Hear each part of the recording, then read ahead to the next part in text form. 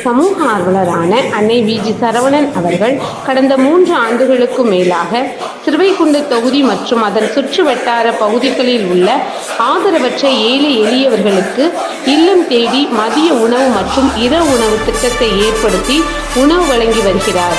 இந்நிலையில் தமிழக வெற்றிக் கழகத்தின் ஐம்பெரும் கொள்கை தலைவர்களில் ஒருவரான சமூக ஆர்வலர் அஞ்சலை அம்மாளை கொள்கை தலைவராக அறிவித்ததன் ஈர்ப்பால் தமிழக வெற்றிக் கழகத்துடன் இணைந்து தமிழக வெற்றிக் கழக தலைவர் தளபதி திரு விஜய் அவர்களின் ஆசியுடன் கழக பொதுச் செயலாளர் அண்ணன் புத்தி என் ஆனந்த் அவர்களின் வழிகாட்டுதலின்படியும் 1000வது நாள் மதிய மற்றும் இரவு உணவு திட்டத்தை தமிழக வெற்றிக் கழகத்துடன் இணைந்து வழங்கி வருகிறார்.